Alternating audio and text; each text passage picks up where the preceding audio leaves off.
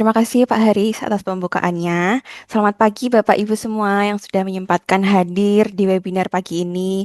Semoga sehat selalu Bapak Ibu di tengah dinamika yang terjadi ini ya. Semoga kita tetap sehat selalu, tetap bahagia, tetap semangat. Oke. Baik, izin untuk dapat saya sampaikan materi pertama pada pagi hari ini. Eh, Seperti yang disebutkan oleh Pak Haris ya Bapak Ibu, untuk materi pagi ini temanya adalah Building Digital Foundation for Smarter Corporate Strategy Execution. Nah, Bapak Ibu, berbicara terkait foundation ya, kita sering kali menyaksikan atau bahkan mungkin Bapak Ibu juga sering mengalami sendiri begitu. Situasi di mana sebuah organisasi atau perusahaan yang kiranya itu sudah memiliki strategi yang matang, sudah punya target yang terukur jelas, sudah punya visi yang jelas gitu ya, inisiatif strategis yang terstruktur begitu. Namun ternyata ketika dieksekusi hasilnya jauh dari yang diharapkan gitu. Nah, pertanyaan besarnya di sini, big questionnya adalah di mana letak problemnya, di mana letak masalahnya. Karena seringkali yang menjadi eh, obstacle di sini bukan karena strateginya yang salah, Bapak Ibu, namun terkadang itu karena fondasi yang masih kurang siap untuk menopang eksekusi dari strategi tersebut. Nah, fondasi inilah Bapak Ibu yang akan kita bahas hari ini, khususnya terkait information capital. Nah, mungkin bisa next slide. Baik, Bapak Ibu, kalau kita lihat di slide ini ya terdapat gambar yang mungkin sudah sangat familiar bagi Bapak Ibu sekalian karena sudah sangat sering dihadirkan di webinar corporate strategy yaitu Balance Scorecard Framework dari Kaplan and Norton, di mana di sini terdapat 4 perspektif utama yaitu finansial, customer, internal business process, dan juga learning and growth sebagai fondasi yang paling bawah seperti itu. Nah, dalam kerangka BSC ini Bapak Ibu, strategi hanya dapat diwujudkan apabila suatu organisasi itu memiliki kemampuan untuk menjalankan proses bisnisnya secara efektif serta tentunya konsisten ya Bapak Ibu. Dan kemampuan ini seperti yang kita lihat di sini di pilar yang paling bawah itu ditopang oleh pilar atau perspektif learning and growth yang di dalamnya itu terdapat pilar human capital dan juga information capital. Nah, untuk hari ini kita akan fokus pada pilar information capital ya Bapak Ibu. Nah, mungkin sebelum fokus ke information capital, dapat kita bayangkan bersama dari perspektif ini eh, human capital dan juga information capital pada learning and growth ini kita bayangkan seperti fondasi pada suatu gedung gitu ya, di mana di lantai-lantai atasnya itu adalah proses internal bisnis yang efisien, juga pelanggan yang puas terhadap bisnis kita, kemudian juga finansial yang baik atau mampu mencapai target gitu. Nah, apa namanya, lantai-lantai ini hanya dapat berdiri kokoh kalau fondasi di bawahnya itu kuat ya Bapak Ibu. Jadi kalau fondasinya saja itu sudah rapuh, maka sekokoh apapun strategi yang kita rancang, maka akan tetap memiliki risiko untuk goyah saat dieksekusi. Nah, di sini yang menarik adalah posisi dari information capital, di mana ketika kita membicarakan terkait dengan information gitu ya, mungkin yang dibayangkan kita adalah terkait dengan IT. Namun ternyata information capital ini bukan hanya sekedar IT atau mungkin bukan hanya sekedar tanggung jawab dari Departemen IT saja Bapak Ibu atau bukan hanya terkait dengan urusan teknis. Namun ketika kita melihatnya bahwa information capital ini merupakan salah satu fondasi digital ya yang secara langsung itu juga menentukan dan sangat berpengaruh dalam seberapa efektif strategi itu dapat dijalankan atau dieksekusi. Nah, Bapak Ibu, di sini information capital berperan sebagai fondasi digital ya yang kiranya itu memastikan baik itu informasi, aplikasi, kemudian data serta teknologi ini dapat mendukung keseluruhan proses bisnis strategis perusahaan. Sehingga tujuan utamanya apa? Sehingga tujuan utamanya adalah arah strategis perusahaan, sasaran strategis perusahaan itu dapat tercapai. Seperti itu.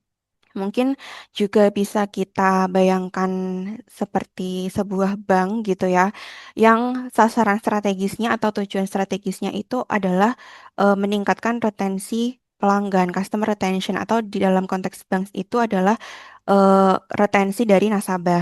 Nah, strateginya sudah jelas Bapak Ibu sudah dirancang mulai dari mungkin penguatan customer loyalty dan lain-lain.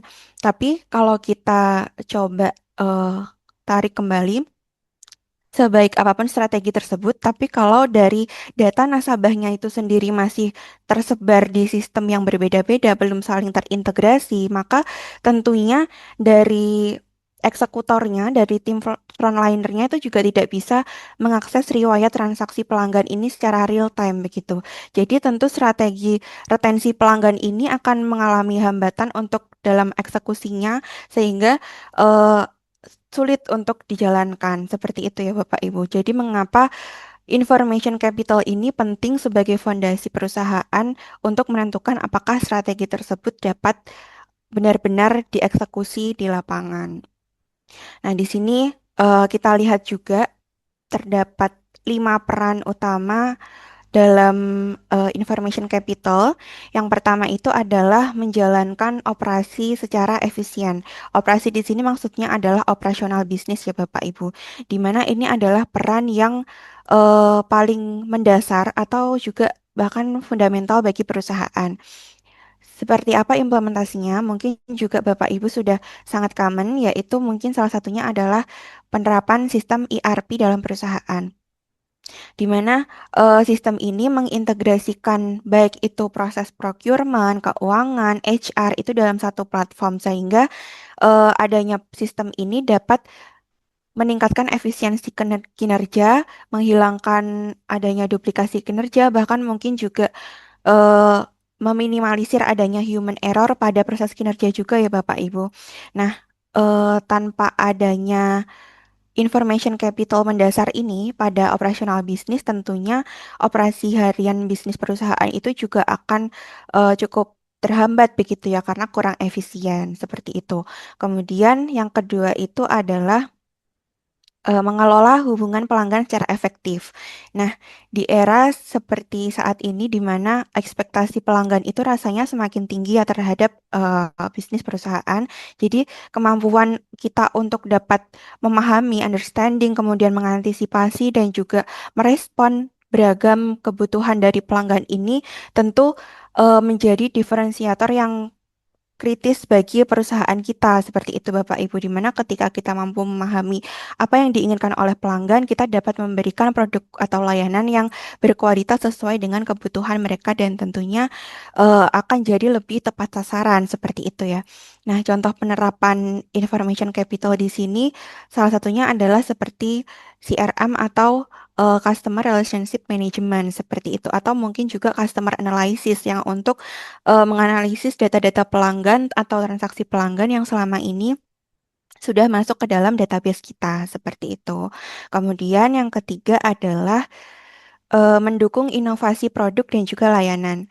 Nah, namanya inovasi itu sebetulnya bukan hanya berbicara terkait dengan ide kreatif saja ya Bapak Ibu, namun juga terkait kemampuan untuk dapat mengeksekusi ide tersebut dengan cepat dan juga terukur.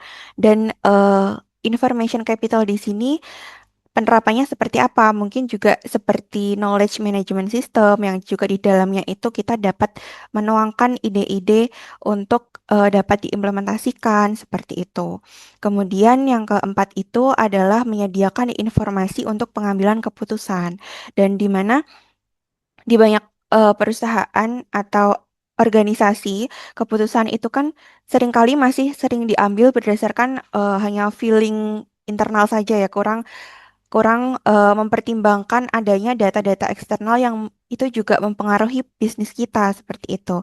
Nah, penerapan information capital di sini salah satunya itu mungkin dapat berbentuk dashboard real time yang dimana hal itu juga menyajikan data-data entah itu data internal bisnis kita ataupun juga didukung oleh data makro eksternal yang mana hal ini dapat menjadi pertimbangan dalam pemimpin atau eh, apa namanya jajaran pemimpin perusahaan ini dalam pengambilan keputusan seperti itu. Yang jadi yang dari awalnya itu based on opini namun juga pada akhirnya based on data seperti itu. Kemudian untuk yang kelima itu menghubungkan strategi dengan pelaksanaan di lapangan atau eksekusi di lapangan. Nah, seperti yang saya sampaikan di awal tadi, Bapak Ibu, terkadang strategi itu gagal dalam eksekusinya itu bukan karena kurang matang gitu ya, bukan karena tidak adanya action plan gitu bahkan, namun karena justru tidak adanya sistem yang memastikan bahwa si action plan ini, si strategi ini memang benar-benar works, benar-benar dapat untuk dijalankan, bahkan juga dipantau, kemudian juga dievaluasi secara konsisten seperti itu. Nah, information capital dalam bentuk apa namanya? Pelaksanaan di lapangan ini seperti apa? Nah, salah satunya itu mungkin juga seperti bentuk strategi execution platform mungkin ya, yang juga bisa berbentuk sistem pelaporan yang terintegrasi seperti itu. Jadi nantinya dapat menjembatani antara gap-gap yang terjadi di lapangan dengan strategi yang sudah kita susun seperti itu. Mungkin bisa langsung next slide.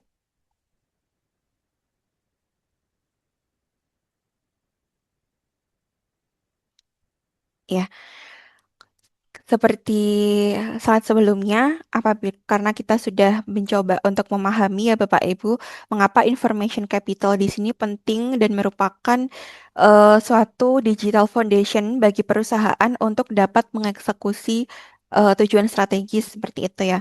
Nah, sekarang berikutnya adalah pertanyaannya, sebetulnya information capital ini terdiri dari apa saja dan kiranya apa yang menjadi komponen-komponen dalam information capital ini seperti itu.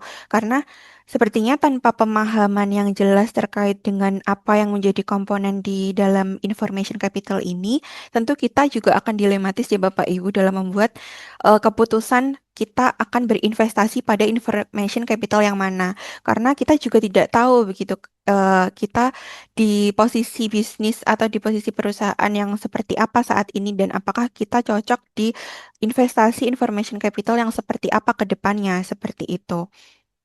Nah, di sini eh mungkin sebelum ke sana kita membahas lagi terkait dengan definisi information capital ya Bapak Ibu, di mana information capital di sini merupakan sistem, database, library, dan juga jaringan yang menyediakan informasi dan pengetahuan bagi organisasi atau perusahaan. Namun Bapak Ibu kalau kita coba lihat atau bedah di sini ya, dari definisi terdapat penekanan-penekanan utama yaitu di mana information capital ini terdiri dari sistem, database, library, dan juga jaringan. Nah, kalau kita lihat di sini, sebetulnya ini bukan hanya berbicara terkait dengan jenis-jenis teknologi saja di dalam information capital Bapak Ibu, namun juga terkait dengan ekosistem di dalamnya dan di mana ekosistem ini juga saling terorganisir juga di dalamnya terdiri dari sistem database, library, dan juga jaringan ini. Dan empat kategori ini memiliki masing-masing fungsi dan juga nilai strategis yang berbeda-beda seperti itu ya Bapak Ibu.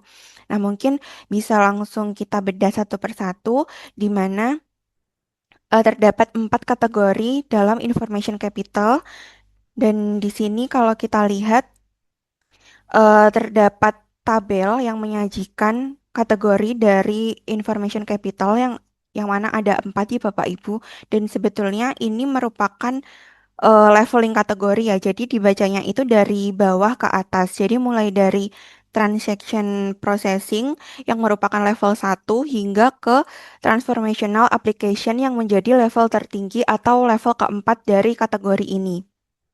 Dan untuk kategori pertama itu adalah Transaction Processing Application.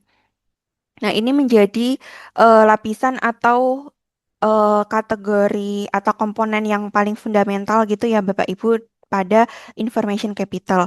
Dan fungsinya itu adalah mengotomatiskan transaksi-transaksi operasional yang berulang dan dalam suatu perusahaan. Dan di sini kalau kita lihat yang menjadi main fokusnya adalah reliability dan integration, yaitu keandalan dan juga integrasi. Mungkin di sini kalau kita lihat contoh paling familiarnya itu kalau berbicara terkait integrasi adalah kembali kepada ERP gitu ya. Contoh sederhananya, seperti kita bayangkan saja perusahaan manufaktur gitu yang sebelumnya di dalamnya itu tentunya terdapat fungsi-fungsi seperti procurement, produksi, keuangan, dan HR gitu ya yang fungsinya itu saling terpisah dan dijalankan secara masing-masing. Bahkan mungkin sebelumnya itu masih dijalankan secara manual seperti itu. Nah, ketika perusahaan ini mulai untuk mengimplementasikan ERP, proses itu akan terintegrasi dalam satu platform yang saling terintegrasi dan efisien.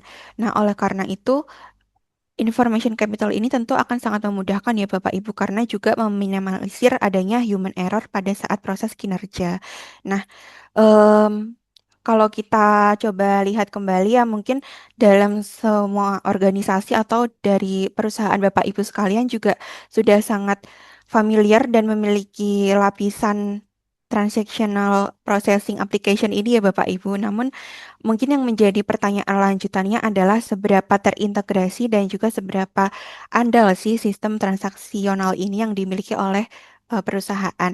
Karena seringkali sudah dimiliki adanya sistem tersebut namun masih kurang untuk di-maintain atau di-develop lagi hingga memenuhi kebutuhan bisnis. Nah, di sini untuk yang kedua adalah eh, komponen teknologi infrastruktur. Ya,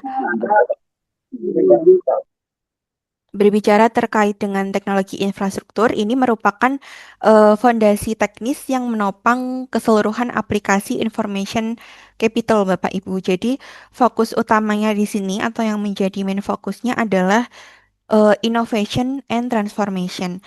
Jadi, seperti yang kita tahu ya Bapak Ibu, tanpa infrastruktur yang kuat dan juga fleksibel, tentunya perusahaan itu akan kesulitan dalam mengadopsi inovasi teknologi dengan cepat, seperti itu.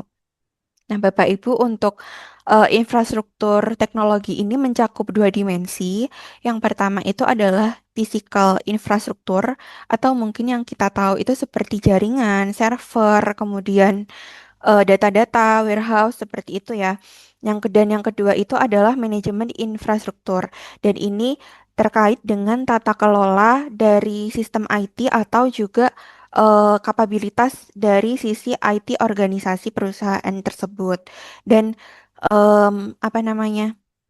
Yang menarik dari infrastruktur ini, kalau coba kita lihat lagi di keduanya ini atau di infrastruktur ini, seringkali tidak terlihat secara langsung ya, karena ini juga berkaitan dengan data, bahkan juga berkaitan dengan tata kelola dari si IT-nya tersebut gitu ya.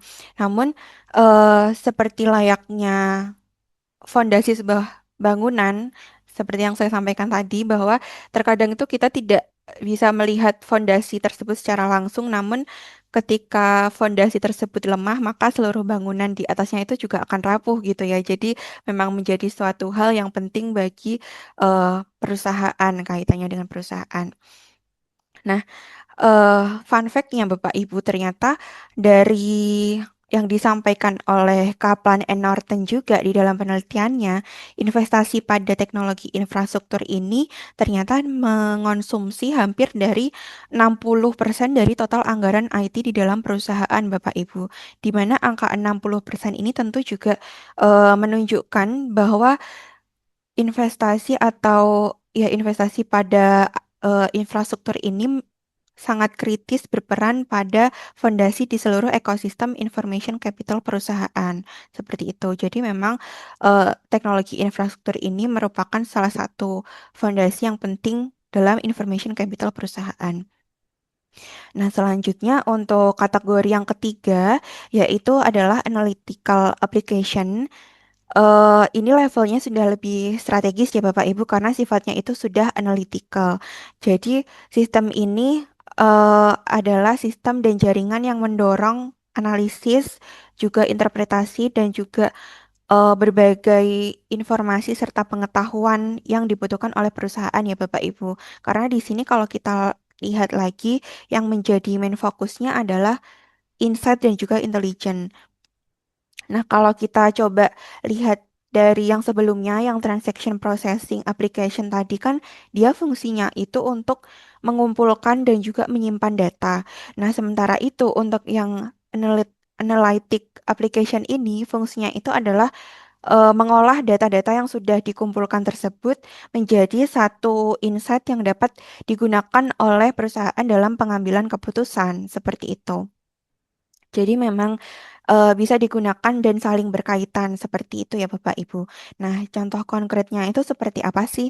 Mungkin kalau kita coba lihat itu pada sebuah retailer atau pengusaha gitu ya, atau pedagang atau ya bisnis gitu yang menggunakan customer analytic sebagai sistem untuk memahami pola pembelian dari pelanggan.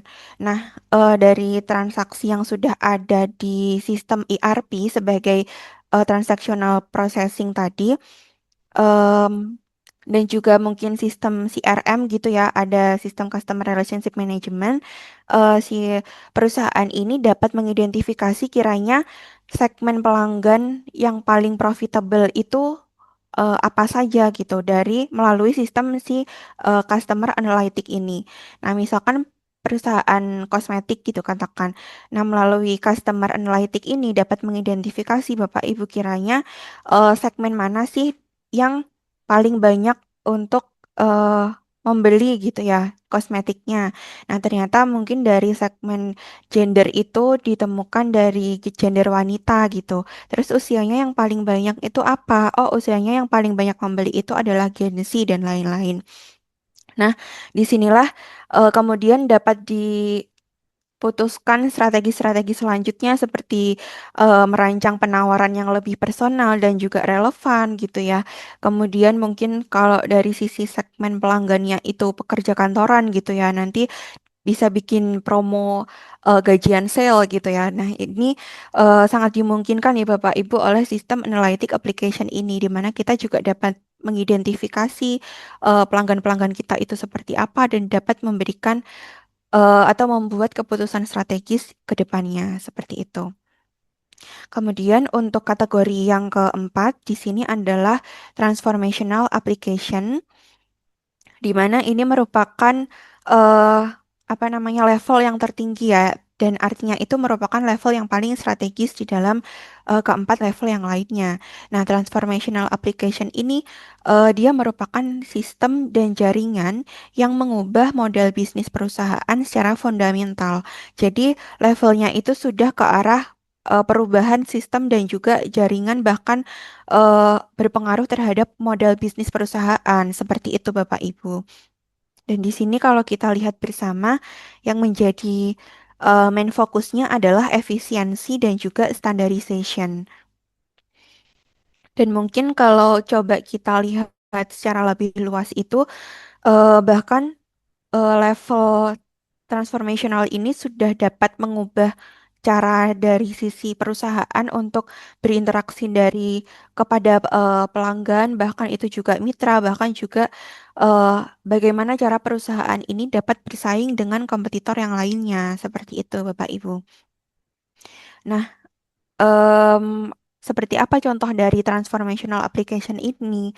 Untuk contohnya itu dapat berupa platform e-commerce gitu ya yang tentunya ini juga mengubah model distribusi di mana di satu aplikasi ini juga sudah terdiri dari banyak seller dan dapat berinteraksi langsung dengan pembeli meskipun tidak harus bertatap muka seperti itu. Kemudian mungkin juga digital booking platform atau OTA gitu yang mungkin Bapak Ibu sering tahu itu digital booking application seperti Traveloka atau Tiket.com gitu ya, di mana pembeli atau traveler ini mereka dapat memilih sendiri tuh destinasi mereka tanpa penjual atau tanpa kita itu dapat harus handling satu persatu dari si customer ini. Kurang lebih seperti itu Bapak Ibu. Nah, kalau yang kita lihat Bapak Ibu semakin tinggi atau semakin tinggi level atau kategori dari information capital ini semakin bernilai dan juga semakin strategis dan ternyata juga semakin menantang gitu ya untuk diaplikasikan karena semakin tinggi levelnya, semakin mengubah proses bisnis perusahaan. Seperti itu. Seperti yang kita lihat perbandingannya, mulai dari aplikasi yang terbawah gitu ya, kategori yang terbawah, yaitu yang sifatnya transaksional, dan juga di level atasnya yang sifatnya itu adalah infrastruktur, di mana ini adalah dua level yang masih mudah untuk diimplementasikan gitu ya dalam perusahaan dan manfaatnya itu juga langsung kita rasakan gitu, seperti efisiensi proses kinerja, efisiensi biaya dan lain-lain gitu. Dan ini juga sudah familiar bagi perusahaan. Seperti contohnya ERP dan juga sistem HR mungkin ya atau sistem eh, payment digital gitu. Dan ini sangat mudah untuk diimplementasikan dalam proses operasional bisnis sehari-hari. Sementara itu untuk level atasnya yaitu analytical dan juga transformational ini kiranya membutuhkan perubahan cara kinerja, perubahan proses bisnis perusahaan. Seperti yang awalnya itu masih sifatnya konvensional gitu ya, hingga menjadi terotomatisasi dan sampai membutuhkan penyesuaian kinerja dan bahkan juga berpengaruh ke keputusan strategis perusahaan. Seperti itu Bapak Ibu. Jadi memang dari sisi dampak juga lebih strategis dan dapat dirasakan hingga ke jangka panjang gitu.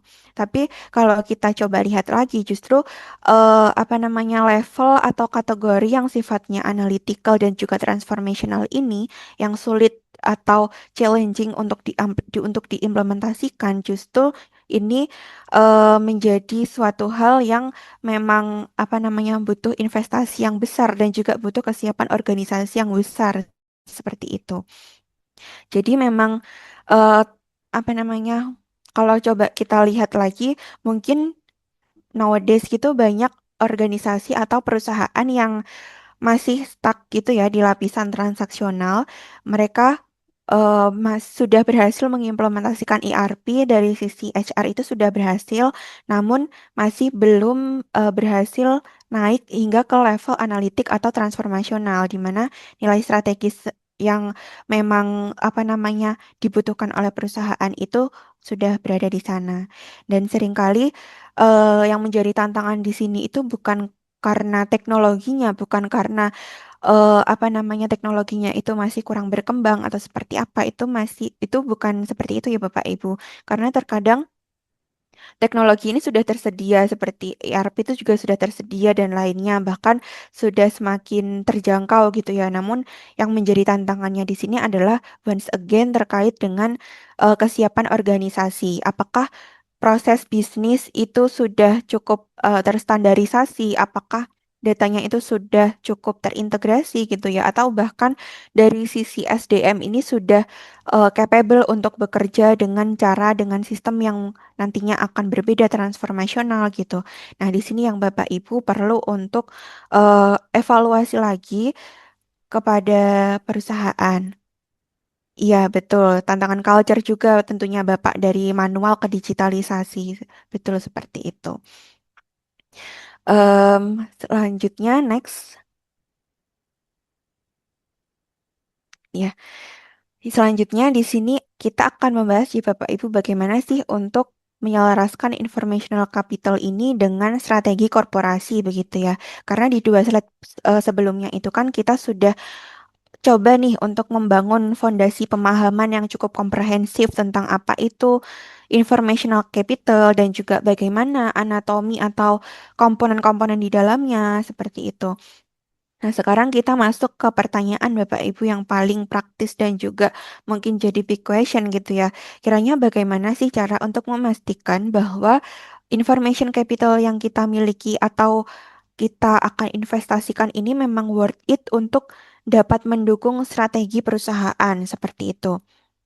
Karena kembali lagi seperti yang saya sampaikan tadi ya Bapak Ibu bahwa seringkali yang menjadi titik poin kegagalan itu bukan karena organisasi atau perusahaan itu tidak atau kurang berinvestasi pada teknologi, namun juga eh, karena apakah investasi itu tidak dimulai dari tempat yang benar gitu ya, sehingga tidak memberikan outcome atau hasil yang sesuai gitu. Karena eh, seperti yang apabila kita bayangkan sebuah perusahaan yang memutuskan untuk coba mengimplementasikan katakan CRM gitu ya, Customer Relationship Management baru gitu. Alasannya itu terkadang bukan karena internal perusahaan, tapi karena eh, kompetitornya juga pakai gitu. Oh, kompetitor sebelah juga pakai. Kemudian mungkin oh ada penawaran yang best deal nih dari vendor gitu. Akhirnya oke coba deh kita pakai CRM gitu. Dan itu bukan kok karena dipertimbangkan kondisi internal atau arah strategis internal perusahaan yang memang membutuhkan CRM untuk meningkatkan kepuasan pelanggan gitu ya katakan. Nah, itu apa namanya? Namun karena apa namanya keputusan impulsif semata gitu ya. Dan ketika implementasi ini mulai dijalankan, mulai berjalan, biaya sudah dikeluarkan oleh perusahaan untuk investasi pada CRM ini, tapi ketika setahun pelaksanaan, ternyata sistemnya itu tidak digunakan secara maksimal gitu. Ternyata dari tim sales internalnya itu tetap pakai spreadsheet gitu karena mereka tidak terbiasa untuk penggunaan CRM ini sehingga tidak ada continuity dalam eh, penggunaannya seperti itu ya. Jadi dari sisi manajemen pun pada akhirnya juga tidak bisa melihat dampak dari CRM ini terhadap kinerja bisnis perusahaan. Dan once again penyebabnya seringkali bukan karena CRM-nya, bukan karena teknologinya, namun karena investasi tersebut dari awal itu tidak dihubungkan dengan strategi dan juga proses bisnis yang seharusnya dapat mendukung teknologi ini seperti itu. Dan di sini terdapat alignment framework yang meliputi 4 tahapan ya Bapak Ibu dalam menyelaraskan si information capital ini dengan strategi perusahaan atau strategi korporasi. Dan yang pertama itu adalah terkait dengan perumusan strategic objektif atau tujuan strategis atau sasaran strategis perusahaan. Dan ini apa namanya? Sasaran strategis ini kalau kita lihat itu sebetulnya kalau misalkan perusahaan Bapak Ibu mengacu kepada BSC itu biasanya terdapat pada masing-masing perspektif ya Bapak Ibu baik itu di finansial, customer, internal business process maupun hingga ke learning and growth itu terdapat sasaran strategis masing-masing perusahaan gitu ya. Nah, kenapa kita harus mulai dari sini Bapak Ibu? Karena yang menjadi cara untuk kita memastikan bahwa setiap investasi yang kita keluarkan pada information capital ini memiliki apa namanya, memiliki justifikasi yang memang itu jelas dan juga sesuai dengan arah strategis perusahaan. Karena apa namanya, apabila kita hanya kembali lagi mengikuti tren teknologi tapi tidak sesuai dengan arah strategis perusahaan, maka juga tentu tidak akan tepat sasaran seperti itu ya, yang teknologi yang kita eh, apa namanya keluarkan seperti itu. Nah, contohnya kalau misalkan strategi objektifnya adalah di sini meningkatkan kepuasan pelanggan, maka information capital yang diinvestasikan nanti harus diinvestasikan pada sesuatu yang dapat ditarik benang merahnya itu ke sana. Karena kalau tidak bisa ditarik kepada output yang meningkatkan kepuasan pelanggan, maka juga kenapa kita harus berinvestasi pada information capital tersebut seperti itu ya Bapak Ibu. Nah, kemudian untuk tahap kedua adalah identifikasi strategic process di mana setelah kita menentukan nih sasaran strategis kita itu kemana gitu.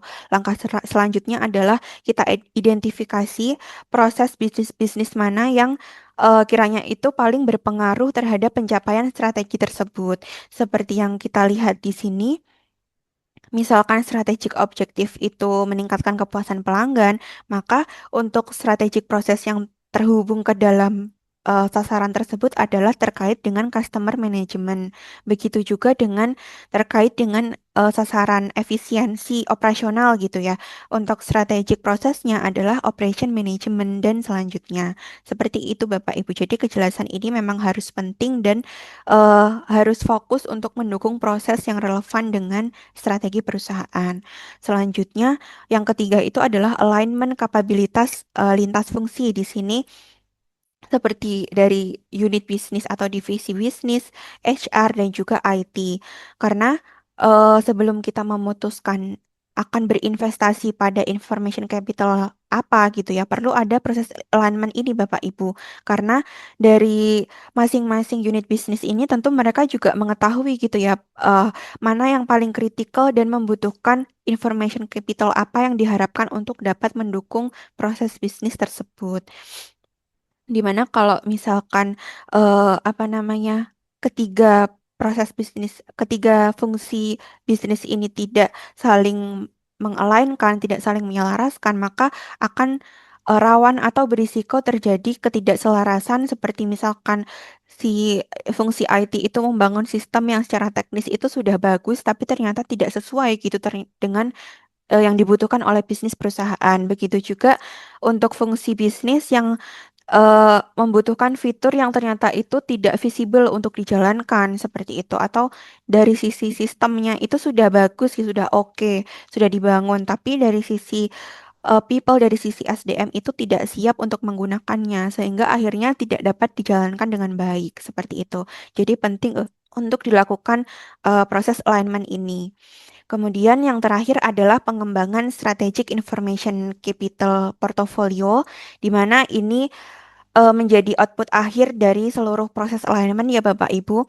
Coba kita lihat di contoh tabel slide berikut untuk objektif meningkatkan kepuasan pelanggan di situ kan dari sisi prosesnya itu ke customer management, kemudian dari sisi information capital yang relevan itu seperti contohnya adalah CRM, kemudian mungkin juga customer analytics, customer contact center system gitu ya. Dan kemudian untuk sasaran efisiensi operasional itu dari sisi prosesnya melalui operational management, kemudian untuk information capital yang sesuai adalah ERP atau mungkin juga supply chain management atau vendor system management, workflow management system gitu. Dan lainnya. Dan setiap information capital ini kalau kita lihat Bapak Ibu dapat ditarik benang merahnya ke proses strategis tertentu yang pada gilirannya itu pastinya dapat mendukung strategic objektif yang spesifik. Dan inilah yang membuat investasi pada information capital kita itu dapat menjadi lebih terukur dan terarah karena dapat dipertanggungjawabkan tujuannya itu untuk meraih sasaran strategis perusahaan. Seperti itu Bapak Ibu. Jadi yang menjadi esensi dari building digital foundation di sini adalah bukan tentang seberapa canggih teknologi yang kita miliki gitu ya, tapi tentang seberapa strategis cara kita dalam mengelola dan menyelaraskan dengan tujuan organisasi. Kurang lebih seperti itu. Mungkin saya Ya, Bismillahirrahmanirrahim. Saya mulai untuk pemaparan materi yang kedua. Nah, tapi sebelumnya kita coba highlight kembali seperti yang dijelaskan Ibu Nanda. Bisa next slide. Nah, di sini tuh ya oke. Nah, di sini tuh kita mendapatkan information capital itu seperti apa, yang mana merupakan bahan baku untuk menciptakan nilai dalam ekonomi yang baru, yang bertransformasi, walaupun itu tidak sempurna, tapi bisa menyempurnakan dan mengatasi permasalahan yang ada di suatu bisnis. Dan yang mana IC ini terdiri dari beberapa sistem, dari database yang terintegrasi, library, dan jaringan yang menyediakan informasi dan pengetahuan bagi setiap organisasi lini perusahaan. Nah, di dalam IC tersebut ada transaction processing, analytical application, dan transformational application. Nah, selanjutnya, oke. Untuk menyelaraskan IC dengan strategi bisnis dari setiap lini, IC itu hanya bernilai dalam konteks strategi. Tanpa alignment, investasi IT menjadi sia-sia atau tidak berguna. Nah, maka dari itu, di sini itu ada low total cost, customer solution, dan product leadership. Yang mana untuk low total cost itu biasa tools yang digunakan itu ERP, SCM, MRP, Quality Analytics. Yang mana pemfokusan ada pada kualitas perbaikan proses dan produktivitas SDM. Selanjutnya untuk customer solution, sistem yang mengungkap preferensi pelanggan dan meningkatkan layanan. Dan yang terakhir untuk product leadership tools untuk mempercepat desain dan pengembangan suatu produk yang ada di lini bisnis tersebut. Yang biasa ada interaktif design system toolsnya menggunakan itu yang biasanya. Oke, oke next. Nah, inilah yang sering ditemukan dari beberapa dan hingga banyak lini bisnis, termasuk saya, itu berapa yang harus diinvestasikan, kemana, dan kapan. Nah, dilema investasi IC yang ada pada slide ini, itu investasi itu untuk IC itu kita modern biasa-biasa saja atau sedikit aja lah ya. Tapi kita dilema terhadap sekarang era transformation sungguh cepat. Ada penggunaan AI yang begitu akurat atau bahkan sangat akurat hanya butuh beberapa detik itu kita sudah menemukan suatu solution. Nah, maka dari itu dilema tersebut kita akan menjawabnya dari sumber-sumber informasi yang ada. Nah, untuk dilema investasi IC ini, setiap perusahaan menghadapi dua risiko utama, yang mana investasi terlalu sedikit atau under investment itu berakibat sistem informasi tertinggal. Itu udah pasti karena kita selalu dibarengi oleh inovasi-inovasi yang baru yang memunculkan berbagai macam sistem informasi. Yang kedua, produktivitas rendah karena teknologi baru, produktivitas itu justru meningkat hingga bisa dikatakan itu setara lah. Nah, yang selanjutnya proses bisnis sangat lambat, sulit untuk bersaing, sulit melakukan inovasi, hingga data tidak terintegrasi dan berdampak untuk kita sebagai pemilik bisnis, sebagai owner ataupun sebagai karyawan, karyawan sajalah itu susah untuk melakukan integratif. Nah, seperti itu. Adapun yang selanjutnya investasi yang terlalu banyak, itu pun akibatnya juga sangat merugikan yang mana biayanya, cost-nya itu sangat membengkak. Bayangkan untuk investasi IT itu untuk pembuatan database, untuk membuat website dan lain sebagainya itu banyak untuk biayanya. Dan ada bahkan biaya itu tidak setara dengan maintenance. Waduh, kalau sudah maintenance bagi CEO level, waduh itu sungguh menakjubkan untuk cost maintenance IT ini. Nah, selanjutnya banyak aplikasi yang tidak digunakan. Nah, semakin semakin banyak perkembangan soal IT, itu ada aplikasi yang akhirnya tidak digunakan. Oh, seharusnya itu menggunakan tools yang baru ya. Seharusnya itu menggunakan sistem yang baru ya, karena aplikasi ini saya rasa sistem sudah tidak mumpuni untuk mendapatkan target-target tertentu seperti itu.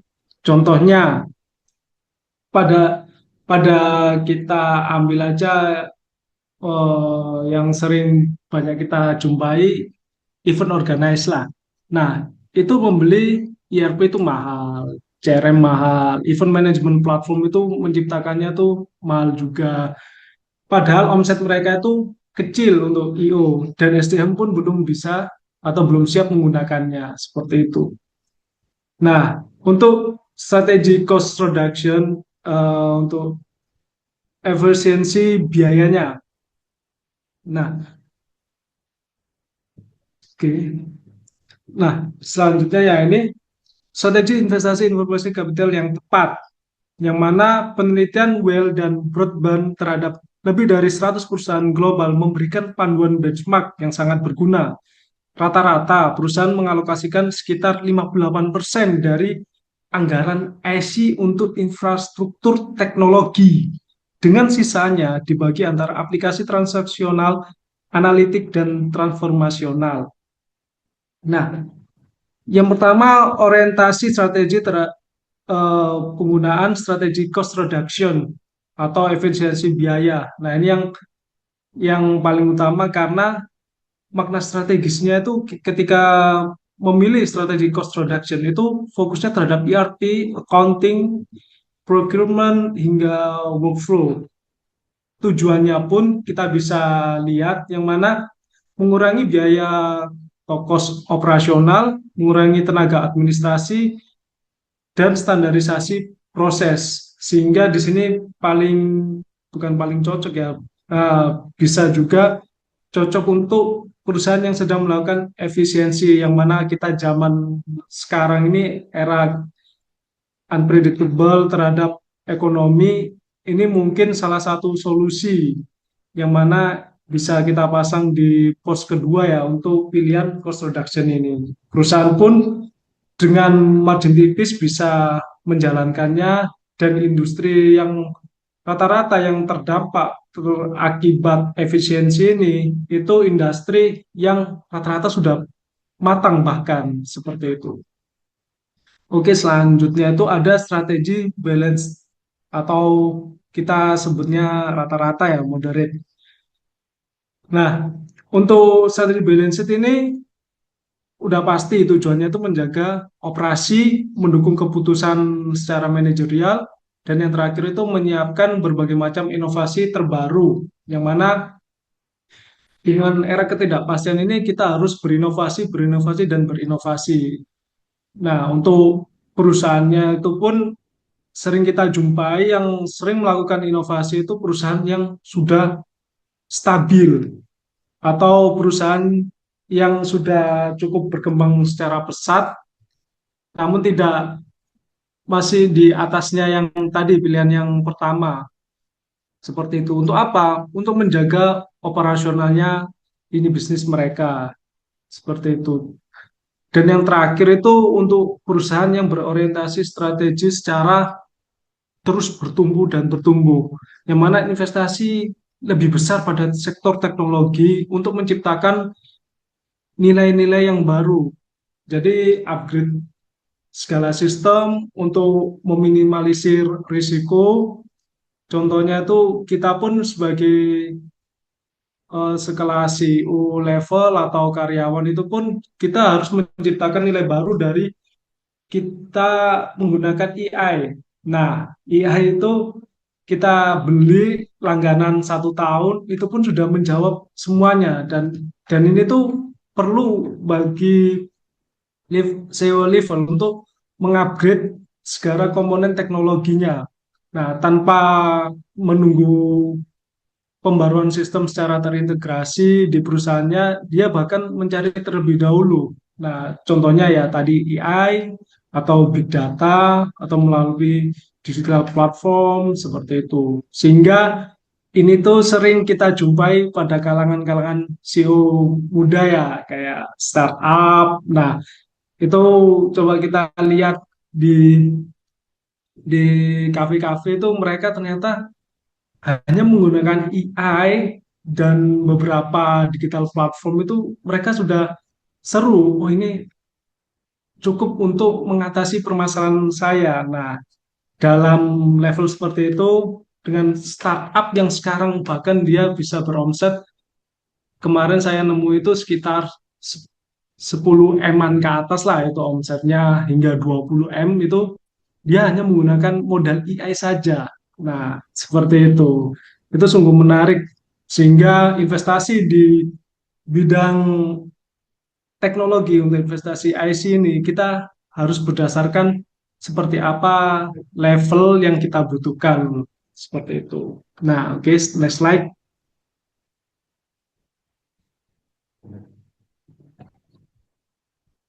Oke. Nah, ini tadi contoh penerapannya. Berapa banyak untuk segmen rata-rata industrinya. Nah, ini ada seperti ini, kurang lebih 4% dari revenue untuk IC-nya, financial service 7%, manufacturing, nah seperti itu. Dan komposisinya itu untuk apa? Nah, untuk melalui benchmark Well Burden itu komposisinya 58% untuk IT infrastruktur. Nah, transformational application, analytical application. Nah, tapi yang terbesar justru IT infrastruktur, karena di Cina pun teknologi itu yang paling utama, tidak untuk menggeser sumber daya manusia, tapi untuk mengembangkan sumber daya manusia, sehingga berbagai macam lini bisnis itu bisa dimasuki oleh SDM, sumber daya manusianya. Contoh, satu perusahaan hanya membutuhkan eh, kita bisa sebut kepala divisi lah, tapi dia bisa menghandle beberapa robot. Nah, robot itu pun terintegrasi dengan AI, database, dan lain sebagainya, sehingga dia bisa bekerja di atas rata-rata manusia bekerja seperti itu. Tapi waktu itu saya ada ada informasi dari teman saya yang di China kemarin berkunjung itu di museum apa namanya, saya lupa. Itu robot itu terus bekerja dan bekerja, tapi ternyata robot itu punya titik lelahnya juga. Itu sangat menarik. Makanya ada upgrade untuk atau maintenance seperti itu. Makanya biayanya cukup mahal untuk investasi di IT ini. Tapi di lain sisi, Cina pun berinovasi untuk berkembang di beberapa lini bisnis yang mungkin notabene kita kurang berespek di sana. Nah, sebagai contoh itu salah satunya tenaga nuklir. Mereka tetap mengupdate dan mengupdate yang mana kita secara harafiahnya manusia, apakah memungkinkan ini untuk diadaptasikan berdampingan oleh manusia. Nah, ternyata China terus berkembang di lini tersebut, yang mana teknologi ini harus terus berkembang, tapi tidak menggeser manusia seperti itu. Dan kapan dan bagaimananya ini bisa menyesuaikan lini bisnis dan kebutuhan perusahaan. Oke, bisa lanjut. Mengapa perlu mengukur IC readiness? Sistem pengukuran 6 level kesiapan IC, ada beberapa level yang mana 1 sampai 6 level. Nah, udah jelas di slide tersebut untuk statusnya level 1 seperti biasa ya yang kita lihat, artinya bagi organisasi seperti apa, prioritas tindakannya yang perlu dilakukan seperti apa. Kalau misalnya dia level 1 itu sudah tetap berjalan, tapi perlu pemeliharaan secara rutinitas, sudah pasti. Namun kalau sudah levelnya 6 itu harus menggunakan aplikasi baru atau upgrade, atau seperti apa yang dibutuhkan secara khusus, sehingga prioritas tindakannya itu high, prioritas investasi secara mendesak. Seperti itu. Untuk dari pengukuran individual ke portfolio readiness report, itu laporan yang menunjukkan seberapa siap keseluruhan portofolio sistem informasi perusahaan dalam mendukung strategi bisnis yang ada, bukan hanya menilai satu aplikasi saja, tetapi menilai seluruh ekosistem teknologi perusahaan. Contoh, perusahaan memiliki ERP, CRM, risk, finance system, procurement system, business intelligence, atau mobile app. Semua sistem tersebut dievaluasi secara bersamaan dan secara akurat.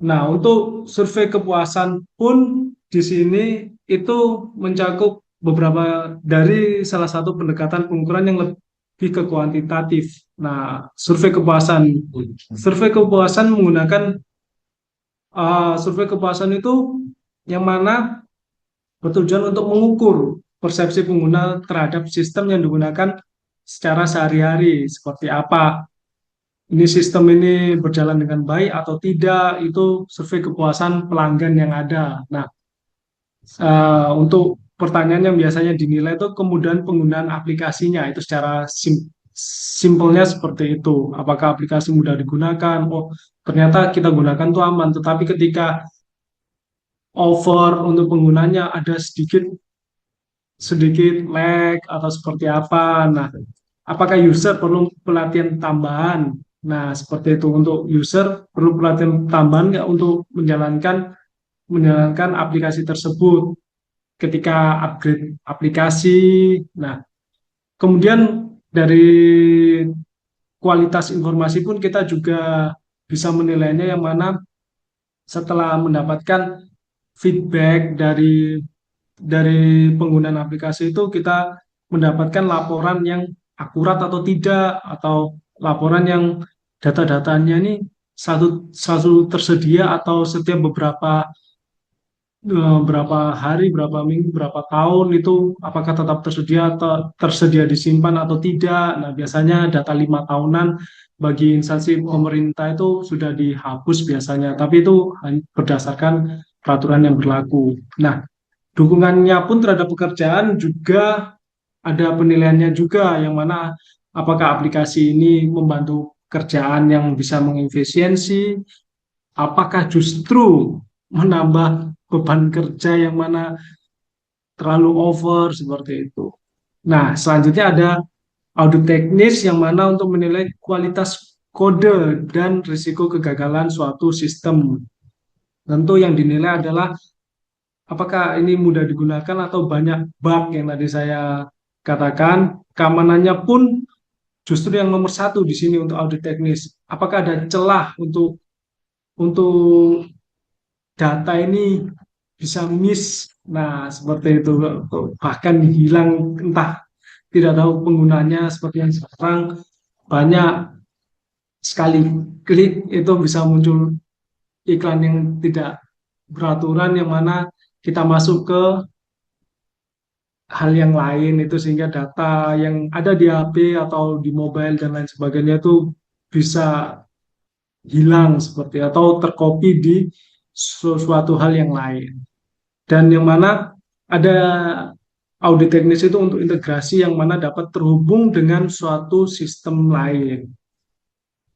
Oke, selanjutnya untuk risiko kegagalan yang tadi, audit teknis itu risiko kegagalan hingga memungkinkan server itu down, efek efek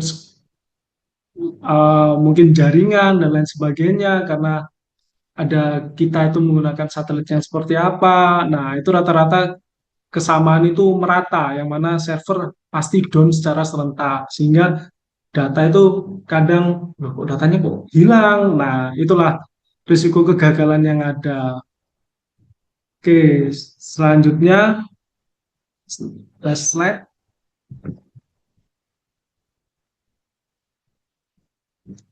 Oke, nah ini dia hal yang paling krusial untuk IC. Tantangan, peluang, dan langkah membangun digital foundation yang kuat. Nah, tantangan strategisnya, IC dikelola secara silo, bisa kita bilang, yang mana divisi teknologi bekerja sendiri tanpa keterkaitan yang kuat dengan strategi bisnis. Contoh, kita sebagai direksi, misalnya contoh kita sebagai direksi ingin meningkatkan market share sebanyak 20%, tetapi tim IT fokus membeli server yang baru tanpa memahami kontribusinya terhadap target bisnis. Apa nih akibatnya? Banyak proyek IT tidak memberikan dampak secara bisnis yang langsung, bahkan investasi teknologi sulit diukur manfaatnya untuk apa sih ini. Nah, itu. Dan yang selanjutnya, tidak ada bahasa bersama antara bisnis dan IT. Masalah klasik hampir seluruh organisasi yang sering kita jumpai. Manajemen berbicara revenue, profit, profit, profit, market share. Sementara IT berbicara ini server, database, cloud, kita butuh. Akibatnya apa? Salah memanfaatkan priority. Nah, salah mempersepsikan atas kebutuhan-kebutuhan berbagai lini divisi. Hingga akibat yang paling fatal, banyak proyek yang gagal. Seperti itu. Selanjutnya, untuk investasi IC tidak diukur dampak strategisnya. Yang diukur itu hanyalah apa?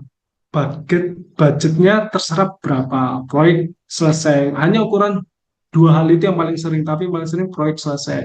Bukan untuk seberapa efisiensinya meningkat, kemudian pendapatan itu bisa naik berapa persen, dan yang terakhir itu kepuasan pelanggan.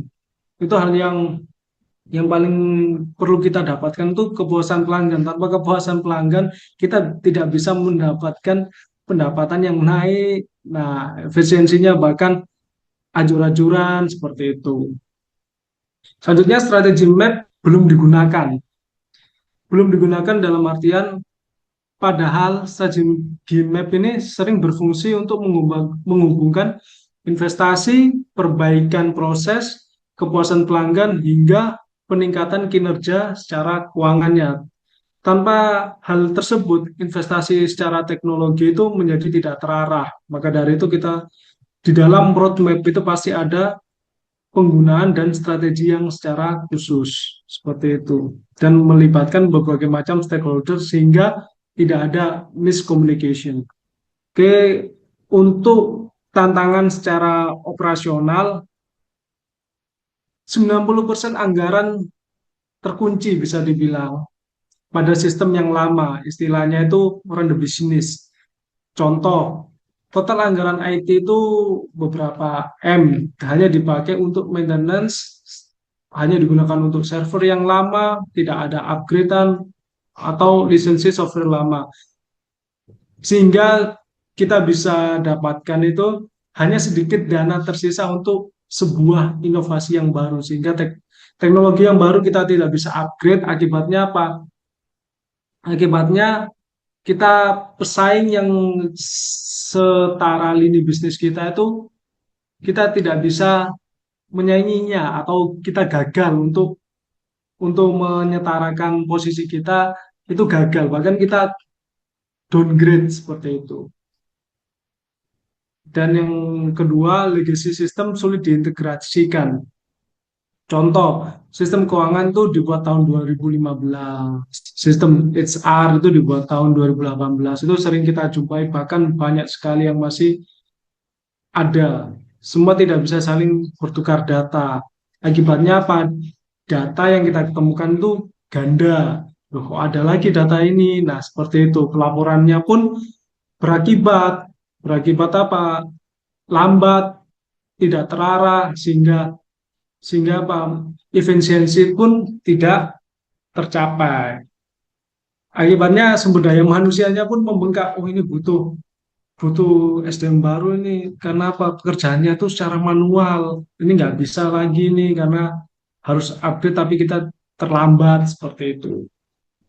Selanjutnya ada resistensi pengguna yang mana masalah terbesar transformasi digital itu sebenarnya bukan teknologi melainkan manusia. Nah, ini yang sering saya tadi notice itu selalu manusia. Contohnya, karyawan sudah nyaman menggunakan Excel, tetapi ketika perusahaan menerapkan sistem ERP yang baru, dia tuh menolak. Sehingga apa? Sehingga pekerjaan pun tidak efisien, lambat beradaptasi, sehingga produktivitas turun sementara. Sehingga perusahaan yang mau ingin selalu upgrade, selalu berkembang dan lain sebagainya itu terhambat karena apa? Manusianya. Maka dari itu potensi sumber daya manusia ini seiring berjalannya IT yang di-upgrade itu manusianya juga harus di-upgrade. Tetapi tidak yang saya bilang pertama tadi tidak menggeser manusia seperti itu. Dan kemudian kurangnya kompetensi digital yang mana kesenjangan antara kebutuhan teknologi baru dan kemampuan SDM saat ini. Oke, untuk peluang yang terbuka di era digital itu seperti kita bilang dan kita lihat di slide ini jelas demokratisasi data dan analitik yang mana ada cloud computing dan platform analitik modern memungkinkan organisasi dari semua ukuran untuk mengakses kapabilitas analitik dan sebelumnya hanya dimiliki perusahaan besar. Selanjutnya ada integrasi sistem yang lebih mudah. Nah, peluang AI sebagai lapisan IC baru. Nah, ini AI sudah marak, bahkan banyak platform AI yang bertebaran di website-website, bahkan dia mengiklankan dan lain sebagainya. Dan yang terakhir ada real-time strategy monitoring, yang mana balanced score digital memungkinkan organisasi memantau eksekusi strategi secara real-time. Seperti itu. Untuk langkah praktisnya, yang pertama mulai dari strategi map. Yang kedua, inventarisasi IC yang ada atau yang sudah berjalan seperti tadi. Dan yang ketiga, lakukan IC Readiness Assessment. Gunakan kerangka 6 level yang tadi untuk menilai kesiapan setiap komponen IC. Identifikasi gapnya seperti apa yang dibutuhkan untuk mendukung suatu strategi yang ada. Yang keempat, susun IC Investment Strategy. Tentukan beberapa investasi yang akan dijalankan dan lakukan benchmark sesama sesama lini bisnis yang ada.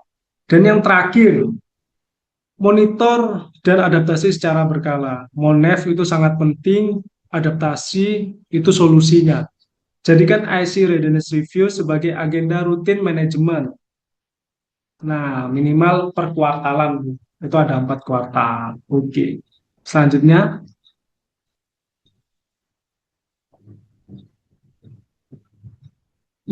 selanjutnya ada case study ini, saya rasa slide terakhir. Nah, case study ini ada salah satu perusahaan outsourcing itu membangun customer experience, yang mana ada 2 metode surveinya. Apa yang konsultan lakukan? Di sini konsultan melakukan suatu penilaian, yang mana penilaian proses bisnis tingkat kematangan.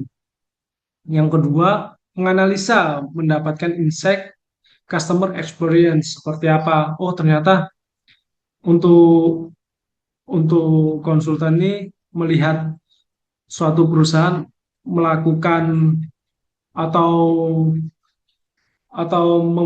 membuat membutuhkan outsourcing untuk suatu perusahaannya itu, ternyata orang yang berkunjung itu, wah menarik ini, bagus, misalnya tenaga kebersihan, oh ini bersih, jamnya kok teratur ya, dilihat kan senang, hingga ada peningkatan level perusahaan itu untuk experience pelanggannya yang datang.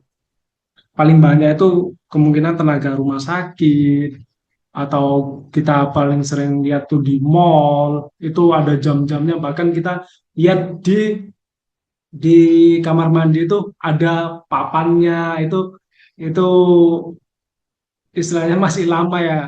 Nah, tapi itu sangat efektif. Yang penting pekerjaan di sini terselesaikan dengan baik dan ada satisfaction-nya di customer-customer.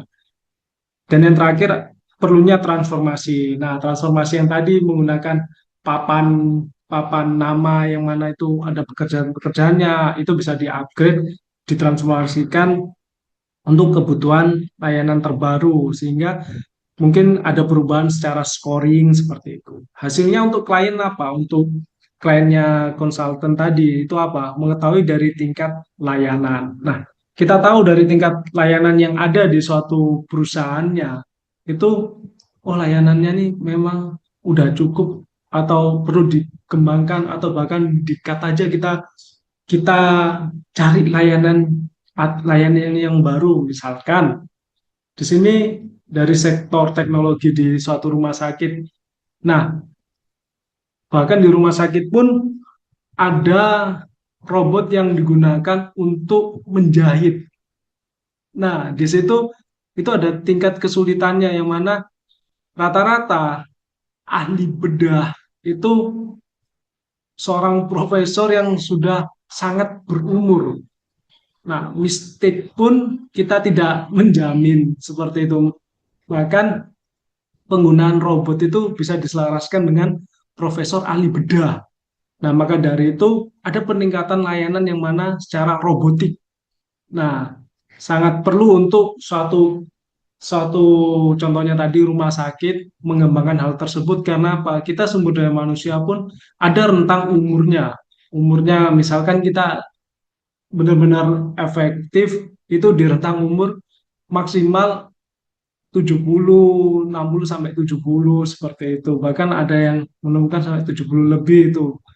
Nah, tapi robot ini pun bisa menyelaraskan tidak pandang umur, cuma ada beberapa teknologi yang harus tetap upgrade dan selalu maintenance. Itulah ada otak di balik manusia yang selalu bisa bertahan dan berkembang dan ada otak di balik robot yang selalu upgrade dan selalu maintenance. Seperti itu. Mungkin itu Bapak Haris yang bisa saya sampaikan, kurang lebihnya saya kembalikan ke Bapak Haris. Terima kasih.